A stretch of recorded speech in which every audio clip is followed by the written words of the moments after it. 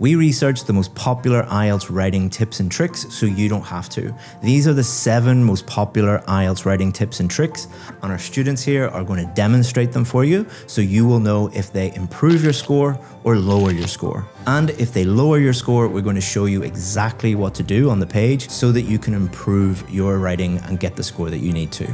So without further ado, let's jump into it. Tip number 1.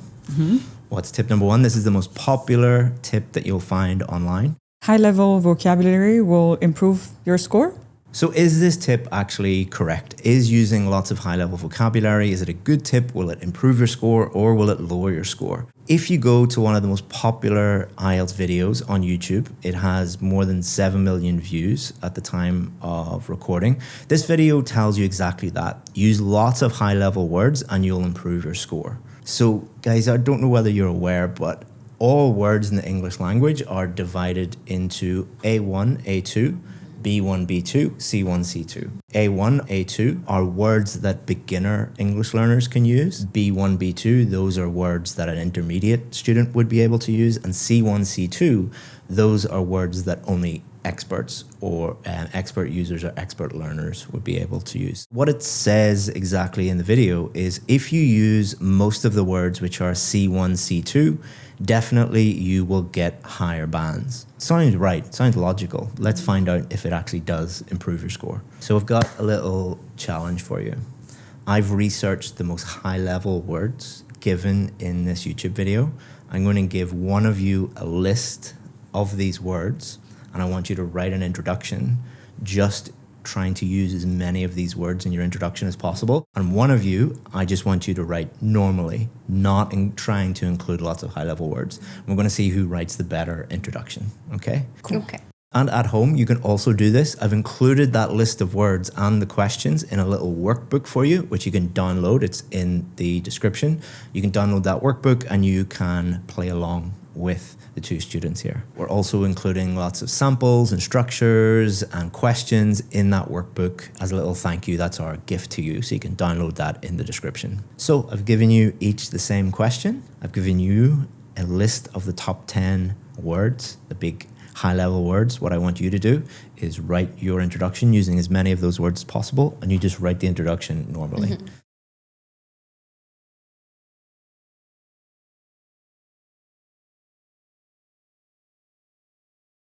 So here are the 2 paragraphs. Quickly have a look and think which one is better, which one would get a higher score. Don't worry, we've put these into the workbooks for you as well. You can download and have a look at them. But I want you to really think about why would one get a higher score than the other. So I'm going to reveal which one would get the higher score in a minute. I'm going to give you some feedback on your introductions. But before we do, let's have a look and see what the British Council and IDP have to say about this tip. So if we look at the marking criteria for vocabulary for Band 9, it says uses a wide range of vocabulary with very natural and sophisticated control of lexical features. Lexical features is a fancy way of saying vocabulary. Now what it doesn't say is it doesn't say use lots of C1 and C2 words. That's not what it does say at all. But let's talk about the key word in that sentence, which is natural. What does natural actually mean? So another way of saying natural would be, how would a native English speaker talk? All right, would a native English speaker use really high-level words to write that introduction, or would they use different words? And if we look at Band 6 in the marking criteria, what it says is attempts to use less common vocabulary, but with some inaccuracy. And this is probably the most common band score for most students. If you look at the data, Band 6 is probably the most common. And what it's really saying is the examiner looks at your essay and they see that you're trying to use more advanced words, but you're making lots of mistakes. So you're attempting to use higher level words, but unsuccessfully. So what the criteria is saying, the difference between Band 9 and Band 6 and what you should do to move from, say, a Band 6 up to a Band 7, 8, or even 9, is you need to have a balance between the level of words that you're using. You should use some high-level words. You should have a good range, but you need to balance that with accuracy. There's no point in putting in big, complicated words if there's spelling mistakes or meaning mistakes or other mistakes. Does that make sense? Yeah, it does. It does. So now let's look at what IDP say. IDP say about this? Writing is a means of communicating your thoughts to the reader. This is extremely important because they're saying it's not a vocabulary test, it's a writing test. Why are you actually writing? You're writing to show that when you move to London or you move to New York and you get a job there and you're writing an email or you're writing a letter to someone or whatever you're doing, can they understand you? So it's not about you, it's about the reader. It's about when the person reads your email or reads your letter, can they understand what you're saying? Okay. So if you're using lots of high-level vocabulary and making lots of mistakes, is that going to be good for the reader or not so good? It's counterproductive. Yeah. And it also says, therefore, make use of vocabulary that is easy to understand. Which is easier to understand? Lots and lots of big, complicated words or just normal words that convey meaning correctly? I think the latter. Yeah. And we'll see in your essays in a minute. Also, it says only use words you can spell, because if you memorize lots of big words, what's going to happen? You won't fully understand them and you'll make spelling mistakes. And if you make a spelling mistake, it doesn't improve your score if you have a big word, it actually lowers your score. It's only going to improve your score if you use it correctly. And most of the students learning this tip are not capable yet of using that vocabulary. So it's very counterproductive, as you said. Risky, yeah, it's risky. I also did something really interesting. I took hundreds of hours of interview footage with real Band 7, 8 and 9 success stories from our VIP course, and I uploaded them into AI called Notebook LM. Notebook LM is from Google and it allows you to search through thousands of pages. We actually got to the limit of Word docs. I didn't know that existed. Oh, wow. But it actually said you can't write anymore. But Notebook LM allows you to easily search that. So we asked Notebook LM, did a single student say that fancier words improved their score? And Notebook LM said, no, a single student did not say that using fancier words improved their score. On the contrary, the sources indicate that many students and instructors found the opposite to be true. Attempting to use fancier or more complex vocabulary often hindered their scores or led to lower results.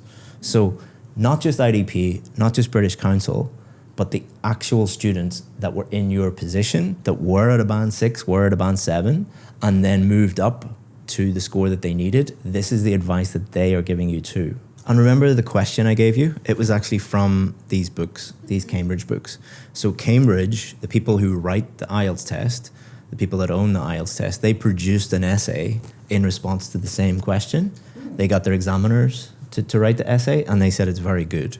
What we did was we took that essay produced by Cambridge and we put it through some software that analyzes all the words in it, and it shows you how many C1, C2, the very smart people at Cambridge, what percentage of their words in the essay do you think are C1 and C2? Maybe 60, 70% at least. I would say 20. 20? Yeah. So 20%, 60%. So yeah. Pretty high. Let's have a look. 95% of their words are not high level. So really? 95% of their words are A1, A2, B1, B2. Only 5% are C1 and none of them were C2. So what does all of that tell you? Is this tip correct? Use lots of high-level words? It's a complete opposite, as a matter of fact. What I've also done is I've taken 100 Band 7, 8 and 9 real sample essays from our VIP students, put them into one PDF for you, and you can download them. Just go to the description or the link in the pinned comment, and you can download those right away for free. It's our gift for you. So let's have a look at your actual introductions. Let's play along at home. Which ones did you think were better? So if we have a look at yours first, what I can say about your introduction is all of your vocabulary is accurate. So you've used some higher level words, but the vast majority of your words, like the Cambridge essay, the vast majority of your words are A1, A2, B1, B2. And if we look at any of these books, take any of these books off the shelf, we could open any page and read any paragraph.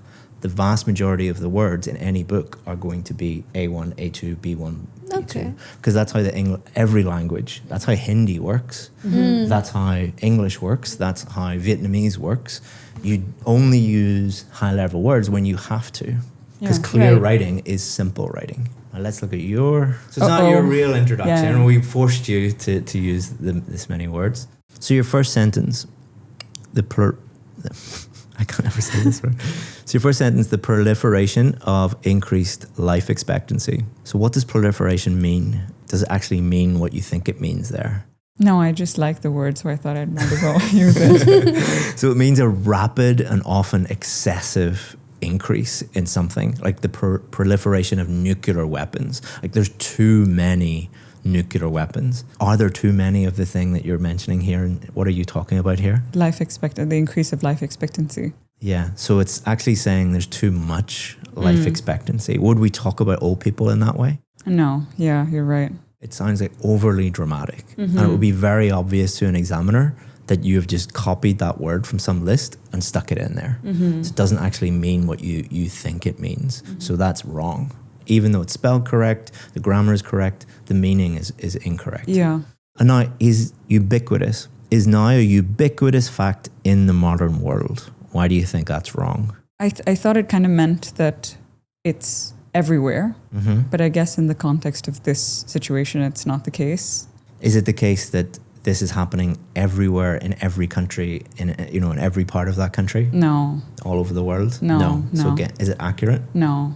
And we can summarize that by just saying that there's spelling mistakes in there, but most of the time you're just trying too hard by including words that don't mean what you think they mean. All right. Just because a word is complex or high level doesn't actually get you the score. So the next tip, this is the second most popular tip. What is it? Linking words will improve your score.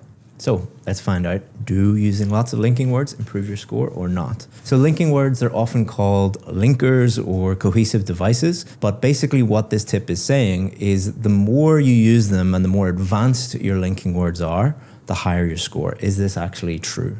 So what I did was I had a look at Google and I Googled IELTS linking words and I found the most popular article at the top of Google, and they say they need more connecting words for IELTS higher band descriptors. So it's very, very clear what they're saying. Well, let's see if that is actually true. So what I've also done is I've looked at the most popular YouTube video on this topic, and they say to get a higher score in IELTS writing, you must use some more formal linking words. When they say formal, they mean advanced or academic. So they're saying exactly the same thing. So the most popular article and the most popular YouTube video are all saying to you, use lots of linking words and make them advanced, make them formal, make them academic, and that's going to magically boost your score. Is this actually true? I'm going to give you a challenge again. I want you to continue your essay, write the first main body paragraph. You are going to write it normally, and you are going to include as many different of these most popular linking words as you can in your essay. And these are the same linking words that I found in these articles and in these videos. What they're saying is you should probably get a higher score than you.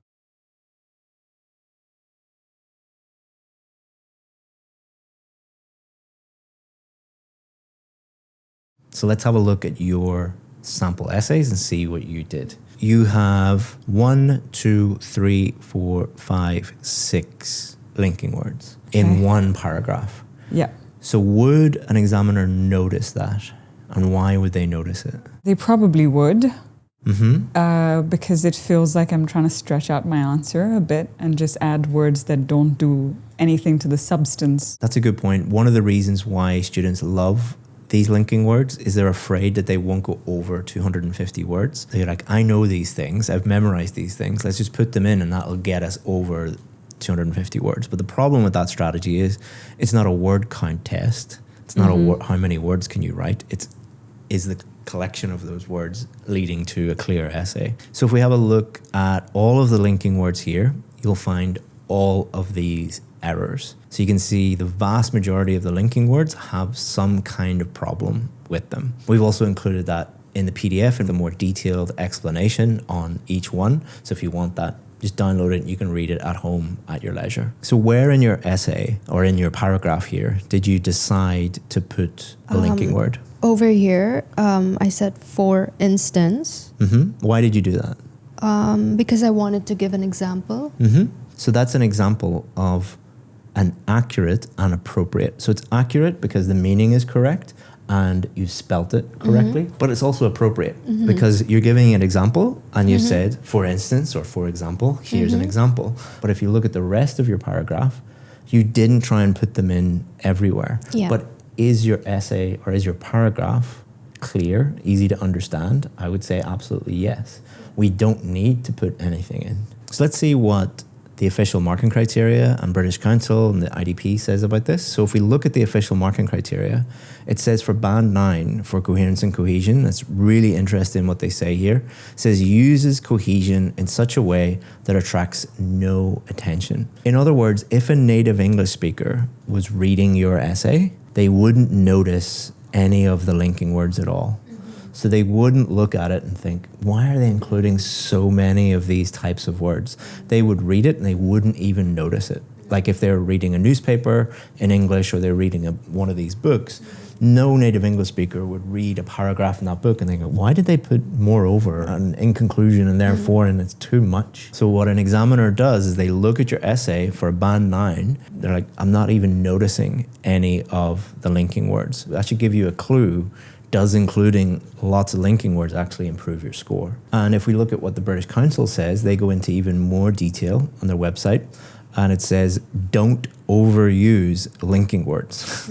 So it's pretty clear what the British Council are saying. And this is directly opposite to what the most popular YouTube video and the most popular blog say about using these. The British Council also says, or use them inappropriately. So what does inappropriate mean? Inappropriate is slightly different from inaccurate. Inaccurate means that the spelling is wrong or the meaning is wrong. Inappropriate means that you're normally overusing them. You don't really need to use them there. So this is a problem with people who try and insert them a little bit too much. So keep it more natural, basically. Exactly. They also say don't always use linking words at the beginning of sentences. Again, the British Council is being very clear here. The reason why they're saying that is because the examiners at the British Council see this every single day, where they read essays and at the beginning of every sentence, it has a linking word in there. And the reason why many students do this is because they memorize templates. And the templates will have basically the linking word at the beginning of every sentence, and then it'll say insert idea or insert explanation or insert example. This is why people who memorize templates end up getting a band 5 or a band 6. And if we go to the IDP website, it only shows the simplest linking words. It gives you linking words, but it only shows the simplest ones. So why would IDP, who make the test and hire the examiners to score your essay, why would they give you that? And if we go back to the marking criteria and have a look for band 6 for coherence and cohesion, it says uses cohesive devices effectively, but cohesion within or between sentences may be faulty or mechanical. So what does that mean? So faulty means you're using them inappropriately or inaccurately. Mechanical means that you are inserting them kind of robotically. So start of every sentence, put one in. Middle of sentence, put one in. So you're just acting like a robot and putting them in at every opportunity. And again, that's why templates have such problems. So we'll have a look at what Notebook LM said about hundreds of success stories. What did they say about linking words? So what it says was students improved their scores by moving away from the idea that more complex or numerous linking words equated to a higher score. So at home, which one do you think is better? This one. Sorry. So let's move on to tip number 3. This is the third most popular tip on IELTS Writing Task 2 that I could find on the internet. Grammatical range will increase your score?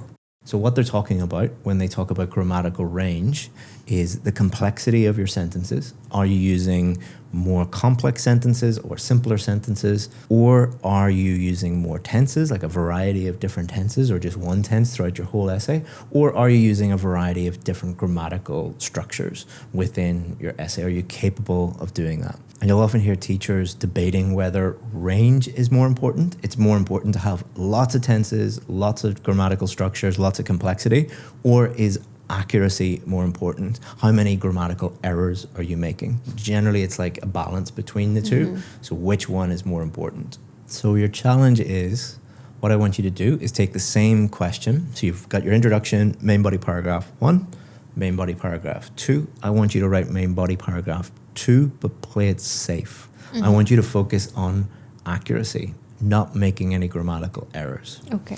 What I want you to do is I'm going to give you a list of all the key tenses, so all the different tenses that you could use in the English language. And I'm also going to give you the essential grammar structures, so all the different grammatical structures that you could use in your essay. What I want you to do is use as many of them as possible in that paragraph.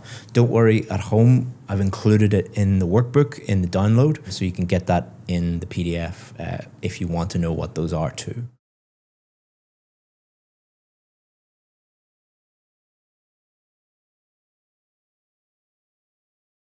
So let's have a look at YouTube and see what advice most teachers and most videos are given about this debate, whether it's range or whether it's accuracy. So if you go to YouTube and type in IELTS Task 2 tips, the number one video, the one right at the top, gives you advice on this, and it's very, very clear. They state variety is more important than accuracy. So it's very, very important what they're saying there. But if we look at the band descriptors, the official marking criteria, it makes it very, very clear that both are important, range and accuracy. So for band 9, for grammatical range and accuracy, it states uses a wide range of structures with full flexibility and accuracy. So what it's saying there is one is not more important than the other. They're both important. And if we go down and look at band 7, it says produces frequent error-free sentences. This is really crucial that you understand what an error-free sentence is. What do you think an error-free sentence is?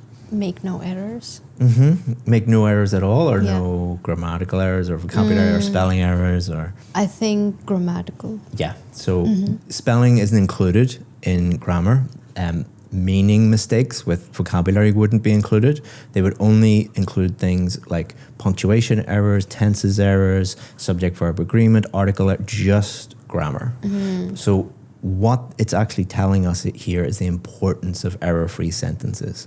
So the more error-free sentences you have, the higher your score is going to be. That's absolutely crucial to understand that. What does frequently produces mean? Good question. So frequently means more than 50%. Okay. So an examiner should be able to look at your essay, literally count the number of sentences. So if there are 13 sentences in your essay, for a band 7, you would need at least 7 of them, more than 50%, to have 0 grammatical errors in them. But if you had, let's say, 8 or 9 sentences that even have a small punctuation error in them, you're not producing frequently error-free sentences. So we have all of these sources. The most popular video is saying range is more important. IDP, the British Council, the marking criteria are saying both are important. But what we have found is working with students day to day is if we tell students to increase the complexity of their sentences and include more complex grammar structures and tenses, what do you think happens? Lowers your score. In what way? You'll make more errors. Yeah,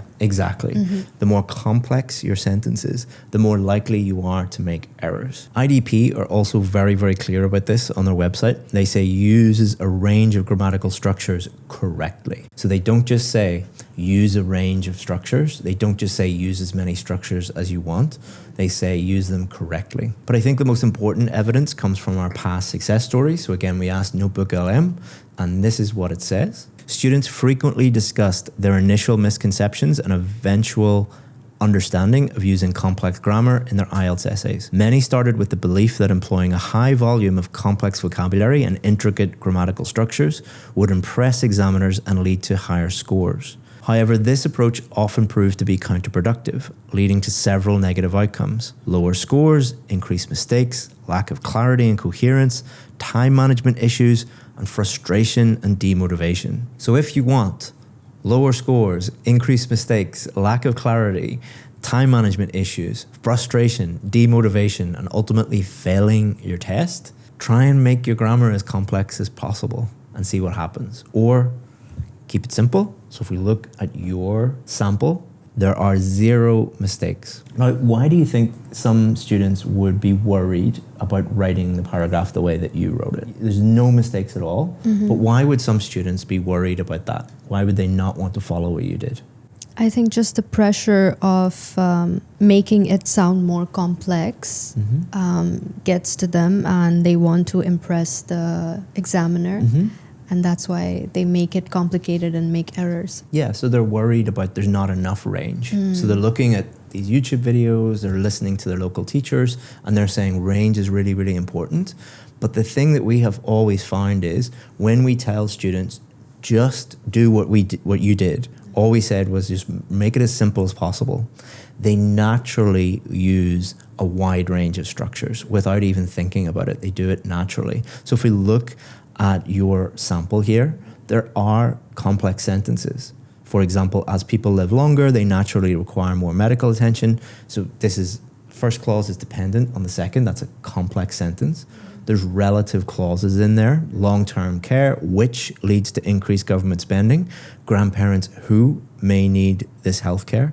Interactions they have with children, which fosters deep family bonds. You have complex sentences, you have relative clauses, you also have the passive voice in there. So by telling students, just keep it simple, you are reducing the number of errors and you're letting them show a variety of grammatical range structures anyway. But if we have a look at your sample, you will see that it is littered with errors. So it is more complex. The range is more, but the thing to know is that let's say your range is technically at a band 9, but you've made so many errors that the accuracy is at a band 6.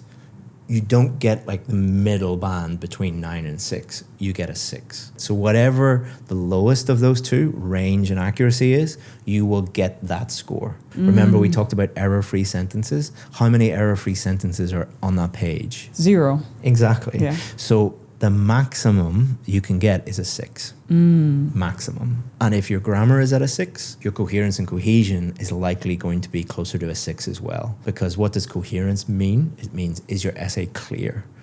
Is that clear? Not very, no. No. The more mistakes, the less clear it is.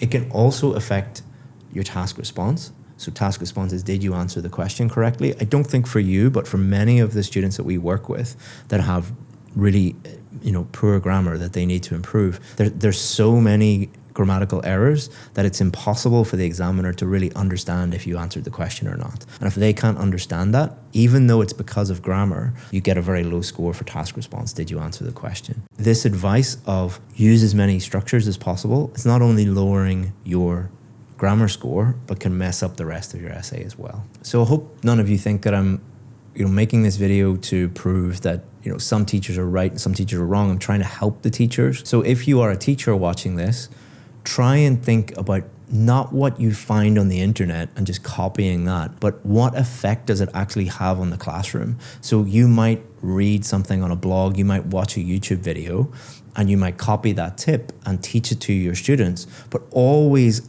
work with the students directly the way we're doing here. Look at the impact that tip has. Ask them, has this actually increased your score, and how do they feel about using that tip? So when I said to you, try and use as many different structures as possible, how did you feel? Overwhelmed. And I just felt like I had to focus on that rather than the content of what I was saying. Yeah, so many of the tips, again, I'm not criticizing teachers, but if you actually apply them in the classroom and ask students, how do you feel about this? Not only does it lower scores, but they feel things like they're overwhelmed, they're stressed. And do you want your students to feel overwhelmed and stressed in the classroom and fail their test? So always test it and see how it actually works in practice without just blindly copying it off the internet. Tip number 4 is the 4th most popular IELTS writing tip. Repeating words lowers your score? So again, what I did was I put this into YouTube, and the most popular YouTube video on this topic said, stop repeating vocabulary in IELTS speaking and writing. So very, very clear what they think on that. If you repeat words, it will lower your score. So let's check out what the official marking criteria says. We should always go to that document because that's the document the examiners use. It doesn't actually talk about repetition and repeating words until you get to band 4. So for band 4 for vocabulary, it states uses only basic vocabulary which may be used repetitively or which may be inappropriate for the task. Now, does that mean if you repeat a word, you get a band 4? What do you think? No, not automatically.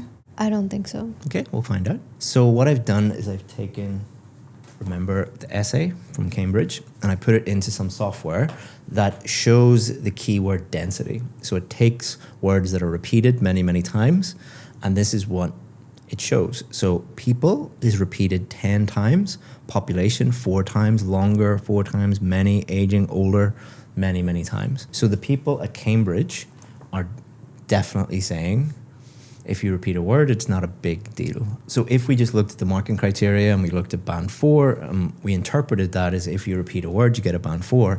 Every single one of our successful students would get a band 4 because there will always be at least one word that you will repeat. So what is the rule?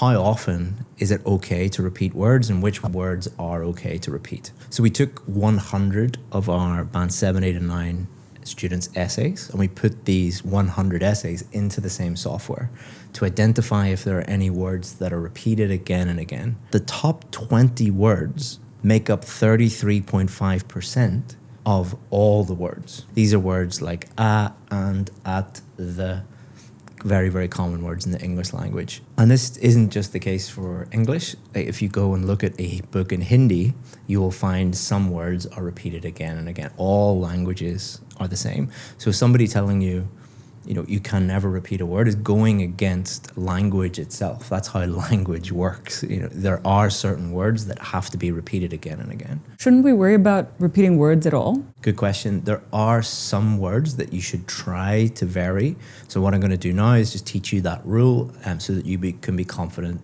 on test day and not worry about repeating words. Because the last thing we want is that you go into the test and you're consumed with worrying about all of these different things that you can and can't do. We want to just make it simple for you to just focus on writing and not have to think about all these things. So it often comes up where you see a question and you see a keyword in the question and you think, well, how do I avoid repeating that word? So for example, people is a very, very common word. So in general, you have 3 choices. Choice number 1 is you can change it to something that you're not sure if it's correct, but you think generally, it might be a synonym.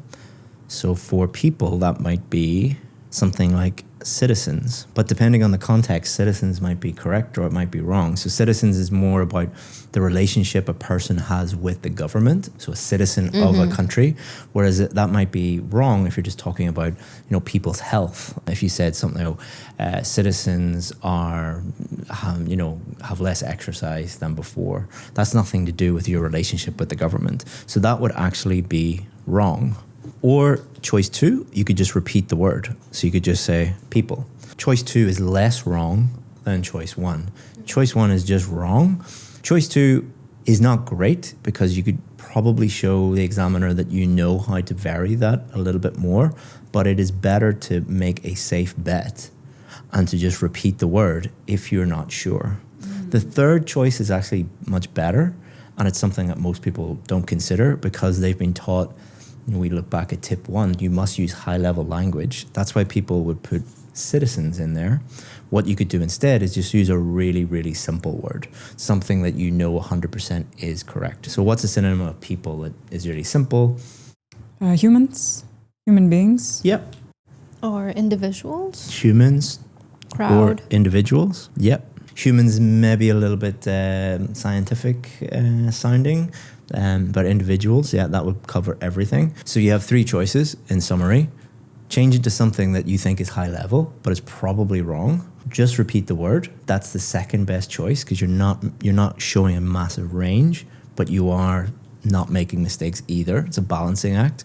But choice 3 is just think of the simplest one that and we call this 100% rule. Only change the word if you are 100% sure that it is correct. So that way you're never making mistakes. You're never lowering your score because of errors, and you're staying safe. And the other thing is more strategic, is more tactical.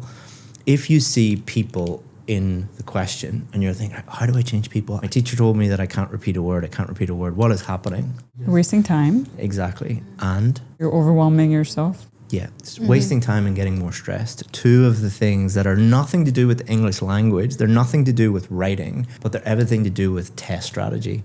Remember, it is a test at the end of the day. So we want to do things if we think very strategic, that minimize the chances of making a mistake, reduce the amount of time that it takes to make that decision, and increases the chances that we can just move on and keep going and get the score that we need. So that's why this 100% rule works really, really well. So would you say this tip is right or wrong? You can never repeat a word. Wrong. I think it depends on the reoccurrence of how many times are you using the word. So you have to consider that before you repeat it too many times. Yeah, in general, it is wrong. You should try to vary your language as much as you can, but only as much as you can, which means 100% rule. So, number 5. Who wants to open number 5? Yeah, I got the last one. A hook will increase your score. Do you know what a hook is? What's a hook? Something that baits you in, like a hook would, just to keep your attention for a longer period of time. And where would you put it? At the beginning. Okay. So I want you to look at your introduction and think about, does your introduction actually need a hook? Would it improve your introduction?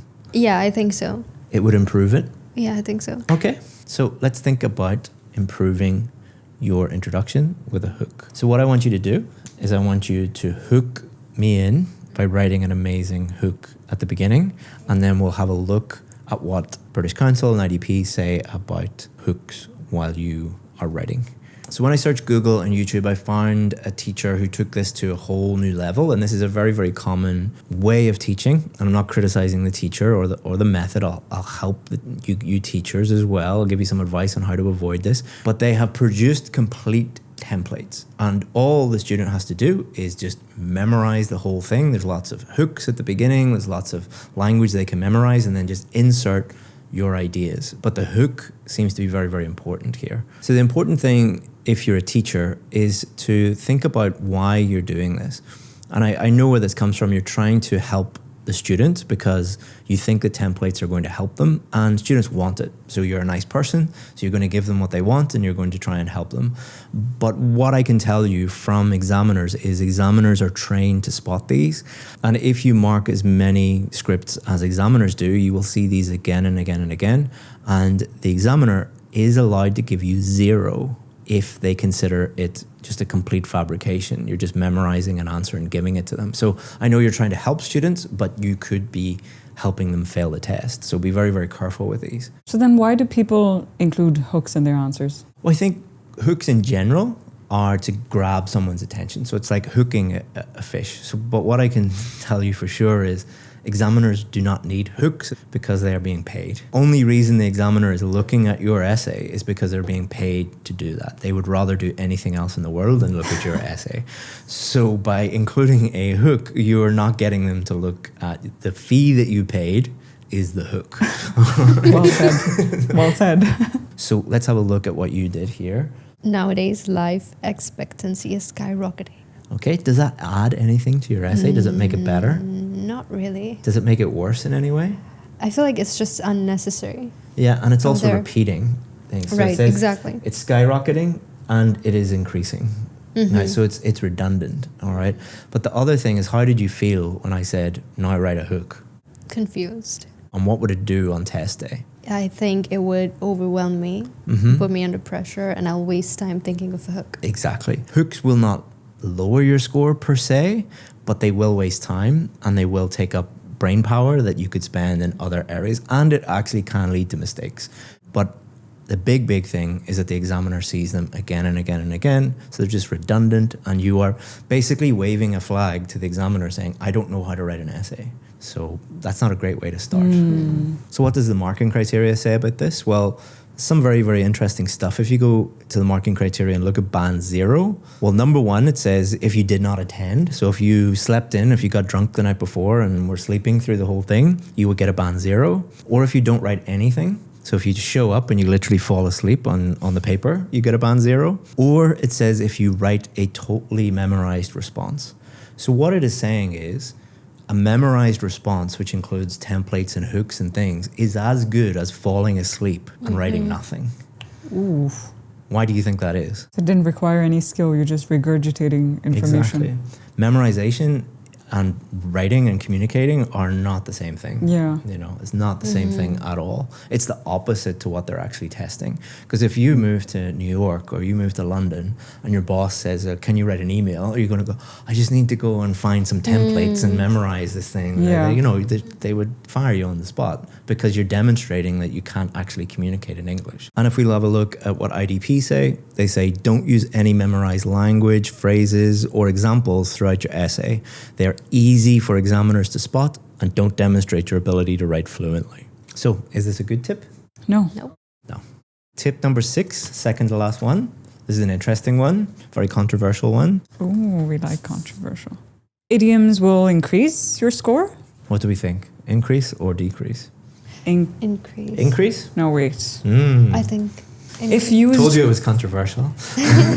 if used sparingly and when appropriate, Okay. can be good, but too much of a risk to take to just throw in there and hope for the best. So if it's a general thing, then maybe no. Let's see. If you type idioms into YouTube, you'll find lots of videos. One of the most popular ones is like 40 awesome idioms. And this is specifically for IELTS writing. So this teacher is definitely indicating that idioms are awesome and you should use them in your writing. But is that actually good advice or not? So let's finish our essay with a great conclusion. I'm going to give you a list of idioms. All the most common idioms that I could find on YouTube, the ones that lots of people are suggesting improve your score, include as many of them as you can in your conclusion. You just write your conclusion normally. Okay.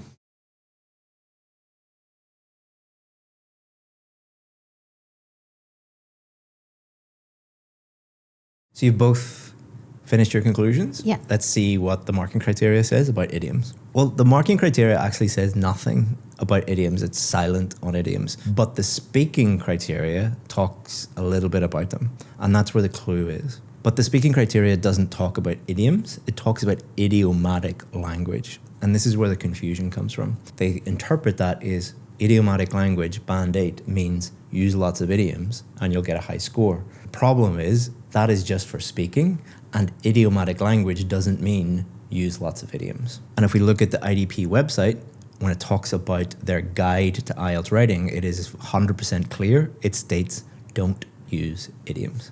So again, this is not me attacking teachers, it's me trying to help the teachers. If you see something that on the surface looks like, oh, this is going to help students, actually dig a little bit deeper and look at the meaning of words that you might be a little bit unsure of. And if you look at idiomatic language, for example, you will find that it doesn't just mean idioms, and it is only really applicable to speaking, not to writing. And if we look at your conclusion, are there any problems with your conclusion? Yes. Way too many idioms. Goes around in circles, not really getting anywhere. There's a lot of cliches in there, like all in all, every coin has two sides, a double-edged sword. These are overused and redundant. Yeah. You've also misused the icing on the cake. Icing on the cake means that it's attractive but inessential. So icing on the cake is like we don't need this. It's not essential, but it's nice to have. Yeah, you know. Sure. But you've misunderstood the meaning and talked about it being like primary. You'll see a lot of students write things like nowadays, in modern life, day by day, in this day and age, part and parcel. Again, we need value per word. It's not actually adding any value. It's just cliche, meaningless filler. And if we compare that with your conclusion, every single word, every single sentence is adding value to the reader. If we think about what a conclusion is, it should help the reader understand your point of view and your opinion just by clearly summarizing that in a conclusion. So instead of having to wade through all of these cliches and idioms and things that don't really mean anything, you've just said like, this is exactly what I think. That makes the reader happy. Happy examiners normally give higher scores than examiners that have a headache. So well done. So all in all, are idioms a good idea in writing task 2?